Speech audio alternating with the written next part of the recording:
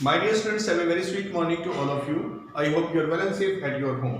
जी हाँ प्यारे बच्चों, उम्मीद करता हूँ आप घर पे ठीक ठाक होंगे, रोज का काम रोज कर रहे होंगे। प्यारे बच्चों, आज हम स्टडी करने वाले हैं 11th अकाउंटेंसी से चैप्टर जो हमने लिया है स्टडी करने के लिए, उसका नाम है रेक्टिफिकेशन ऑफ एरर और टॉपिक आज का हमारा है two sided error. It means the error which are not affected the trial balance, जो ट्रायल बैलेंस को अफेक्ट नहीं करती वो वाली टू साइडेड एरर। क्या होती है two sided error? Error which affect the two accounts simultaneously, जो एरर दो अकाउंट्स को साइमल्टेनियसली एक ही समय पर अफेक्ट कर रही होती है और कॉल्ड टू साइडेड एरर, उसे टू साइडेड एरर कहा जाता है। सच एरर में include the following types of error, इस प्रकार की एरर में निम्नलिखित टाइप की एरर्स होती हैं जिन्हें अब मैं बताने वाला हूं। पहला, omission to pass an entry in the books of original record. अगर हम किसी एंट्री को करना भूल जाएं, ठीक है, एक एंट्री में दो अकाउंट्स, दो साइड्स होती हैं, एक डेबिट साइड एक क्रेडिट साइड। एक एंट्री एटलीस्ट टू अकाउंट्स को अफेक्ट करती है, तो अगर हम किसी एंट्री को करना भूल गए हैं तो उसने दो अकाउंट्स को अफेक्ट कर दिया। सपोज करो अगर मैं wages account debit to cash की एंट्री बनाता हूं तो एक अकाउंट वेजेस जो है यहाँ डेबिट है और कैश अकाउंट यहाँ पर क्रेडिट है, तो वेजेस भी इफेक्ट हुआ और कैश भी इफेक्ट हुआ। वेजेस में ये डेबिट में नहीं आया और कैश में ये क्रेडिट में पेमेंट नहीं हुआ। तो इस तरह से अगर किसी एंट्री को हम करना भूल जाए तो वो एंट्री एटलीस्ट दो अकाउंट्स को अफेक्ट करती है और कहलाती है टू साइडेड एरर। इसी प्रकार से और तीन प्रकार की एरर हैं जिन्हें हम टू साइडेड एरर बोलते हैं, जैसे कि wrong recording of transaction in the books of original entry. हम किसी जगह पर रॉन्ग रिकॉर्डिंग कर देते हैं। रॉन्ग रिकॉर्डिंग का मतलब है अगर मैं परचेज की एंट्री को फर्नीचर परचेज की जगह कर दूं या फर्नीचर परचेज कर रहा हूं तो उसकी एंट्री परचेज में कर दूं, इस तरह से जो मैं रॉन्ग रिकॉर्डिंग कर दूंगा, या एक खाते की एंट्री दूसरे खाते में, दूसरे खाते की एंट्री तीसरे खाते में, इस प्रकार से सेकंड और थर्ड एरर जो है ये भी दो अकाउंट्स को प्रभावित करने वाली एरर है और इन्हें भी हम टू साइडेड एरर ही कहते हैं। अगर हम किसी एक ट्रांजैक्शन को गलत रिकॉर्ड करते हैं तो भी उस गलती में दो अकाउंट्स, जिस अकाउंट में गलत हो गया वो भी अफेक्टेड और जिस अकाउंट में होना चाहिए था वो भी अफेक्टेड, वो नहीं हुआ। इस प्रकार से वहां दो अकाउंट्स जो हैं वो अफेक्ट हो जाते हैं। इस तरह पोस्टिंग टू रॉन्ग अकाउंट, अगर हम किसी गलत अकाउंट में एंट्री कर बैठते हैं, ठीक है, तो वहां से भी दो अकाउंट्स जो है वो अफेक्ट हो जाते हैं। इन सबको आप तब समझोगे जब मैं आपको एग्जांपल के साथ समझाऊंगा। ऐसे ही एरर टू प्रिंसिपल है, एरर टू प्रिंसिपल है। प्रिंसिपल में भी ऐसी गलती है, किसी सिद्धांत की गलती, मान लो अकाउंटिंग का कोई रूल्स है, अकाउंटिंग का कोई फॉर्मूला है, अकाउंटिंग का कोई प्रिंसिपल है, इस प्रिंसिपल को या फॉर्मूले को जिस ढंग से लगाना चाहिए था उससे थोड़ा सा अलग लगा लिया, ठीक है। जैसे कि हमने खर्चों को हम एक्सपेंसेस को डेबिट करते हैं, ऐसे ही किसी एक एसेट को खरीदने पर भी हम डेबिट करते हैं, तो एसेट के खरीदने को एक्सपेंस मान लिया गया या एक्सपेंस करने को एसेट्स मान लिया गया। तो इस तरह से जो गलती हमने करी है प्रिंसिपल सिद्धांत के अनुसार, उस गलती से भी दो खाते जो है वो प्रभावित हो जाते हैं। तो ये चार प्रकार की गलतियां जो है वो टू साइडेड एरर के अंदर काउंट हो जाती हैं। कौन सी? अगर हम किसी ट्रांजैक्शन को ओरिजिनल रिकॉर्ड्स में करना भूल जाए तब, अगर हम कोई एक ट्रांजैक्शन की गलत रिकॉर्डिंग कर देते हैं तब, और यदि हम किसी दो अकाउंट्स में गलत, यहाँ अगर हम रॉन्ग अकाउंट्स में एंट्री कर देते हैं तब, और अगर हमसे कोई प्रिंसिपल की एरर हो जाए, किसी एक सिद्धांत को फॉलो करने की एरर हो जाए, तो ऐसी गलती को भी हम टू साइडेड एरर ही मानते हैं। अब इनका सुधार होगा कैसे?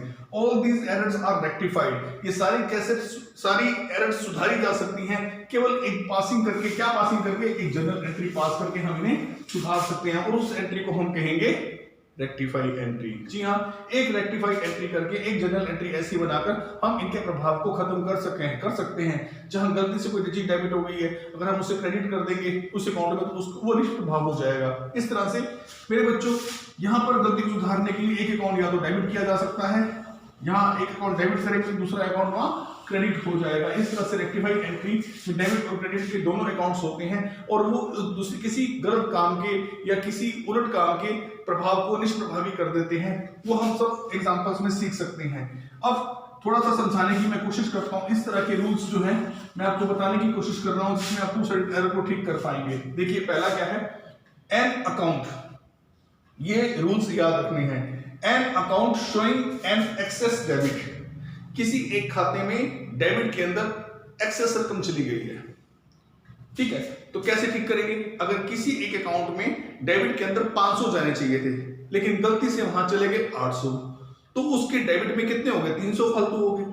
उसको ठीक करने के लिए हम कटिंग नहीं करेंगे, ओवर राइटिंग नहीं करेंगे, हम क्या करेंगे उसको ठीक करने के लिए हम एक ऐसी एंट्री बनाएंगे जहां पर 300 क्या हो जाए, क्रेडिट हो जाए। डेबिट में अगर 300 500 की जगह 800 चलेगी तो 300 एक्सेस डेबिट हो गए। एक्सेस डेबिट को करने के लिए उल्टा काम कर दीजिए, 300 रुपए की एक ऐसी एंट्री बनाइए रेक्टिफाई जो एक्सेस जो क्रेडिट में 300 रुपए लिख दे, ताकि इस 800 में से 300 कम होते ही प्रभाव जो 500 का ही यहां पर रह जाएगा, वो 300 एक्सेस वाला प्रभाव जो है वो खत्म हो जाएगा। समझ रहे हैं मेरी बात? अगर कहीं पर 500 की जगह आप गलती से क्या लिख गए हैं 800, तो इस खाते में कितने फालतू आ गए, इस 500 वाले खाते में 800 लिखे जाएगा, 300 फालतू है। अब 300 में कोई ऐसी एंट्री बना देती है जो 300 क्रेडिट में आ जाए, तो अगर इनका प्रभाव देखें तो वही 500 वाला ही आ गया प्रभाव। तो इस तरह से हम जहां पर एक्सेस एंट्री होती है वहां जो खाता एग्जिस्टिंग में है उससे विपरीत खाता लेके, उससे अपोजिट अकाउंट लेके उसे ठीक कर सकते हैं। दूसरा देखिए, यही सेम बात अगले वाले में दोहरानी है हमने, अकाउंट शोइंग एक्सेस क्रेडिट। अगर किसी के क्रेडिट में 700 की जगह 900 लिखे गए, अब क्रेडिट पक्ष में तो 900 लिखे गए हैं, क्रेडिट पक्ष में 200 ज्यादा आ गए हैं। अब डेबिट की एंट्री कर दो 200 से, ताकि वो इसके प्रभाव को खत्म कर दे। तो एक्सेस वाली स्थिति में हम लोग अपोजिट एंट्री लेके उसके प्रभाव को खत्म कर लेते हैं। तो शॉर्ट वाली काम में क्या करेंगे, तीसरी एंट्री देखिए, अगर किसी अकाउंट में डेबिट के अंदर कम लिखे रह गए हैं, शॉर्ट डेबिट का मतलब होता है कि डेबिट में कम लिखी रहेगी रकम। मान लीजिए हमने एक अकाउंट में 700 रुपए लिख दिए हैं, जबकि इस अकाउंट में लिखे जाने थे 770। देखिए, एक अकाउंट में हमने डेबिट में 700 लिखे हैं, लेकिन लिखे जा रहे थे सही तरीके से कितने, डेबिट होने चाहिए वहां 770, कितने कम रह गए हैं 70। तो 70 की एंट्री और बना देंगे ताकि वो अकाउंट जो है वो ठीक हो जाएगा। 700 तो लिखे गए हैं, 770 लिखे जाने चाहिए थे, तो हम 70 को और लिख देंगे। तो जो रकम शॉर्ट रह जाती है उसमें सेम अकाउंट को फॉलो करते हैं। अब इस खाते में आने चाहिए से 770। अब मेरी बात समझ रहे हैं, इसमें आए हैं 700, तो 70 रुपए इसमें और डाल देंगे डेबिट के, ताकि ये जो शॉर्ट कमिंग रह गई थी, जो कम रह गया था, वो पूरा हो जाए। इस तरह से ये अकाउंट भी ठीक हो सकता है। आइए समझ मेरे बच्चों, इस प्रकार से चौथी एंट्री हम ये बना सकते हैं, अगर किसी अकाउंट में शॉर्ट क्रेडिट रह जाए, तो अगर क्रेडिट में कम लिखे रह गए हैं तो क्रेडिट को फॉलो कीजिए, क्रेडिट में ही उतनी रकम जितनी रकम कम रह गई है उसको डाल दीजिए, इससे आपको वो अकाउंट की रेक्टिफाई एंट्री मिल जाएगी। मेरे बच्चों, आगे एग्जांपल ज्यादा प्रूव कर सकते हैं इसको, और मुझे उम्मीद है आपको समझ में आ गया होगा। अगर नहीं आया तो एक बार दोबारा से वीडियो रिवर्स करके सुन लीजिए, आपको अच्छी तरह आ जाएगा। फिर भी कोई दिक्कत रहती हो वाया फोन आप मुझसे कॉन्टैक्ट कर सकते हैं।